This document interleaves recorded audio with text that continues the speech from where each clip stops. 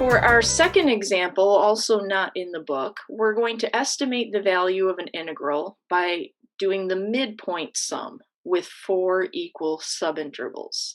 I didn't give you the equation that generated this curve. All I have to go from is the graph. So the only way I'm going to be able to calculate the area under the curve is to approximate it. I can't use fundamental theorem of calculus to integrate it. I could try counting boxes, but you've seen before how that's kind of A, difficult, and B, not super accurate. So instead, we're going to use this new technique, and we're going to do the midpoint sum this time. You will always begin by calculating your width of your bars, your change in your x value, and remember it's b minus a divided by the number of subintervals you want. So our limits b and a are 2 take away 0, 4 subintervals. So that's 2 over 4, also known as 1/2. So in terms of my graph, if you look, if I go over a half from that is 1, a half from that is 1.5, which I'm going to write as 3 over 2, and then 2. You can see I've got 4 regions created, so that's going to create my 4 rectangles. Now, what's tricky about a midpoint sum is you want to go and find the middle of where your bar is going to be. So I'm going to put a rectangle from 0 to 1/2. The middle of that is 1/4. I put a point on the function at that particular location, and the height of my first bar needs to go through that point. Next, I'm going to find halfway between 1/2 and 1, which would be right here. Go up to the function, put a dot on it, put my rectangle height going through that dot, and that's my second rectangle.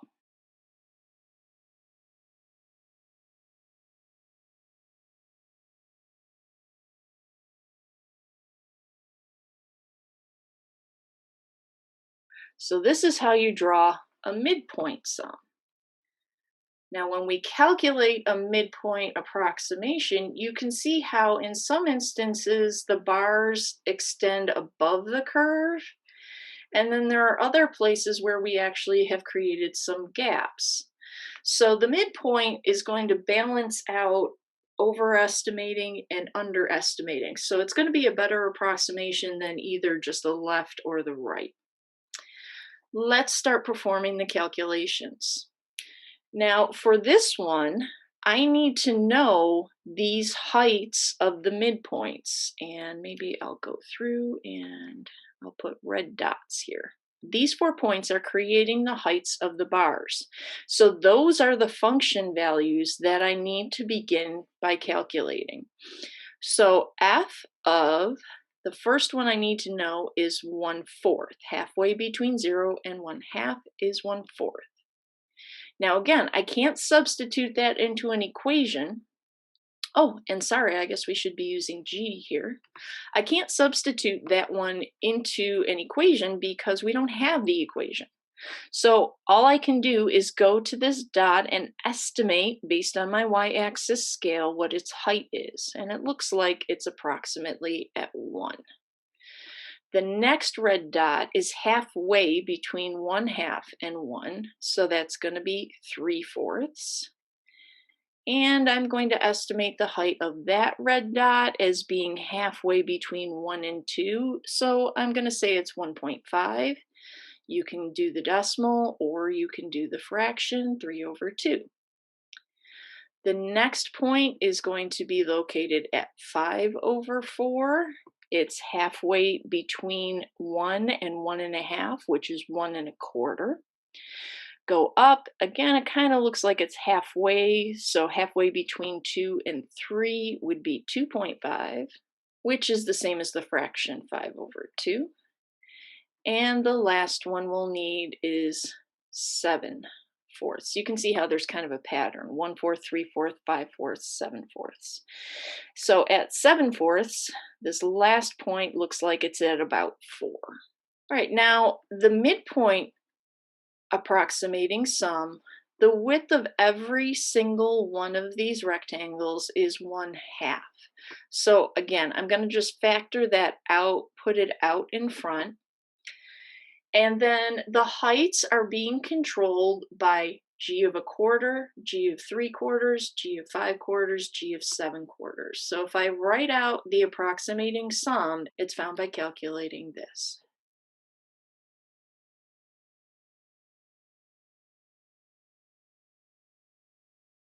Next, go ahead and substitute the values, which we've already calculated.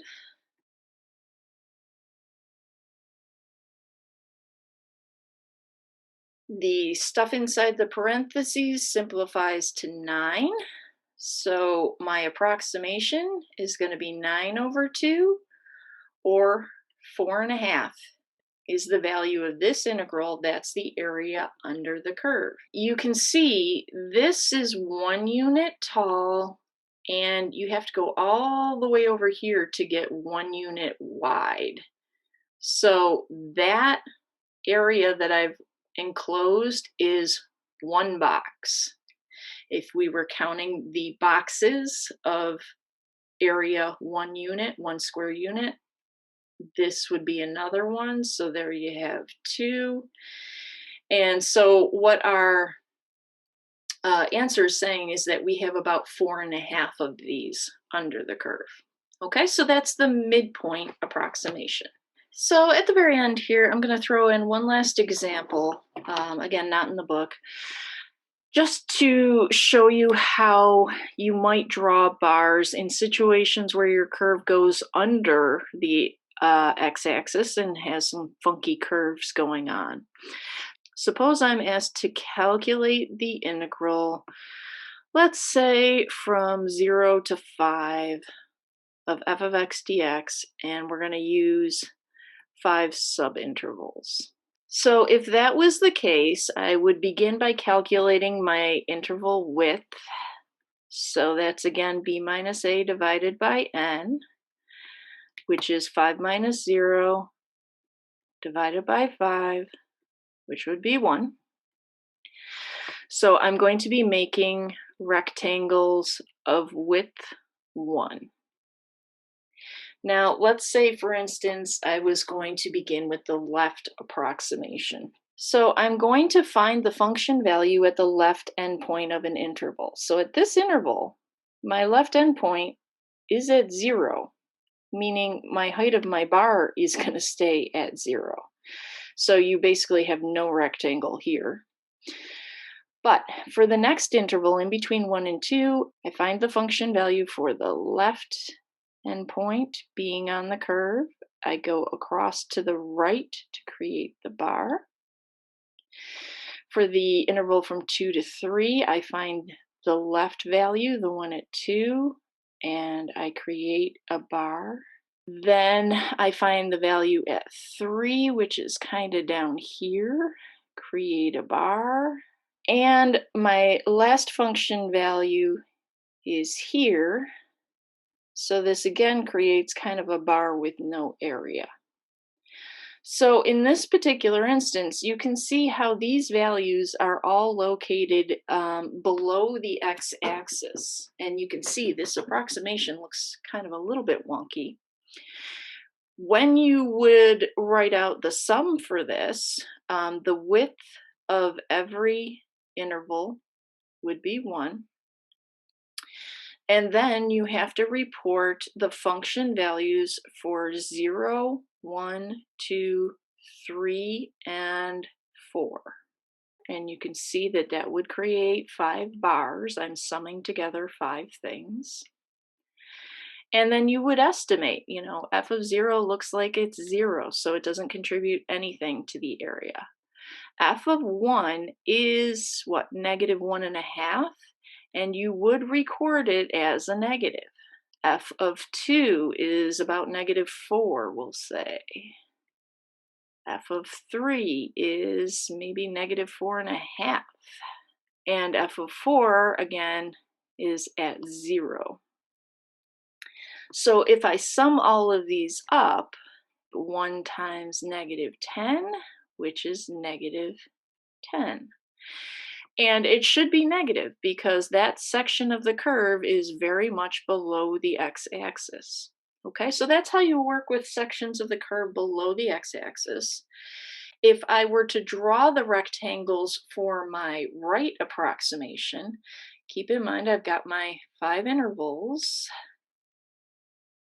and I look for the right edge of the interval. So I go to the right edge of the interval, put my function value down, go back to the left to create the first bar, go to the right edge, find the function value, go back to the left, create my bar. Again, here from 3 to 4, we kind of create a 0 rectangle. And then at 5, in this particular case, notice your rectangle goes all the way up. Go back to the left and down. So this is what the right Riemann sum would look like. So you can see how in this case, your function values that you'd be using, the first 3 of them are going to be negative heights for the rectangles because the function value is negative.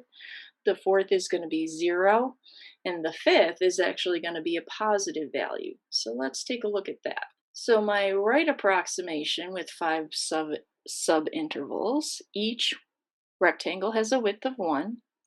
And now I'm using the right endpoints to determine where the bar height goes. So that's this guy, this one, this one, this one, and this one. Those are the 5 function values I'm using. The first one is at 1, then 2, 3, 4, and 5. I would read those off the graph.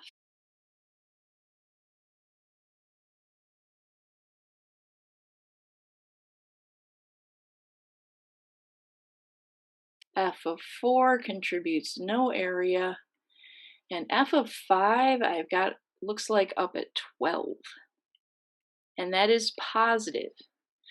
So this estimate, if you add these, you have negative 10 and a positive 12, so your overall approximation is going to be 1 times 2, which is 2. So realistically, the actual value for the area under the curve here would be somewhere between these 2 numbers we calculated for the left and the right. So as we've talked about before, increasing the number of rectangles in your approximating sum will make it more accurate. And to see that, we're going to use technology to help us. Because really doing these sums is a very repetitive task, and that's the kind of thing that computers excel at. So we're going to go ahead and take a look and see what the effect of the increasing rectangles is. So to do that, I've given you a function, and I'm asking you to complete the table below for the approximating sums for this integral. So with that f of x and going from 1/2 to 3/2. We're going to use this website to help us do those calculations. And you're going to be using this website in lieu of actually doing a lab this week.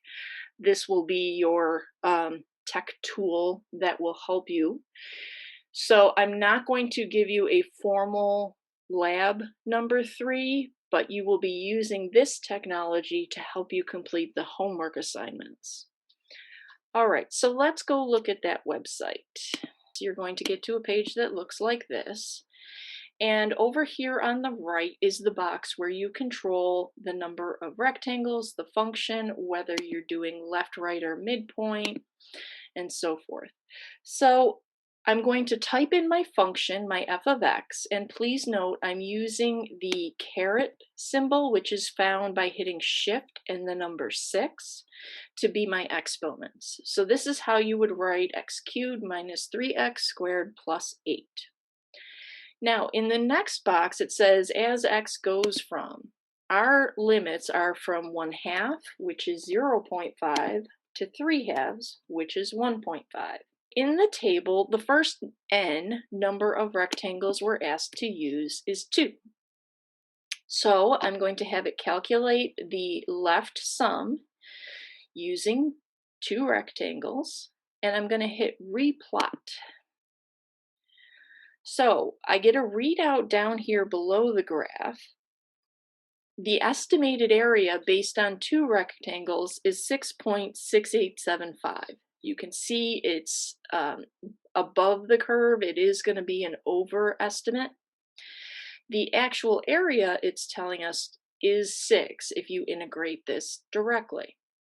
So what you're going to do is you're going to go and complete the table for the left approximations, changing your rectangles from 2 to then 10. Click replot, write down the estimated area, then change it to 100, write down the estimate, and then change it to 500. Now, obviously, Mathematica has some issues, really graphing 500 rectangles, which is why it comes out as a black blur. But the important thing is the estimated area value. And please note, this 2 that's outside of the estimated area box, which is lightly shaded, that's from the scale on the x-axis. Don't include that 2 when you're writing down these estimates. So as you can see, I've written down the estimates for the left approximations in my table. Now I'm going to go back and I'm going to get my estimates for right Riemann sums. So back over here in this screen, I'm going to back off to 2 rectangles, and now I'm going to choose the right approximation. Replot. You can see these rectangles are below the curve, therefore it's going to be an underestimate.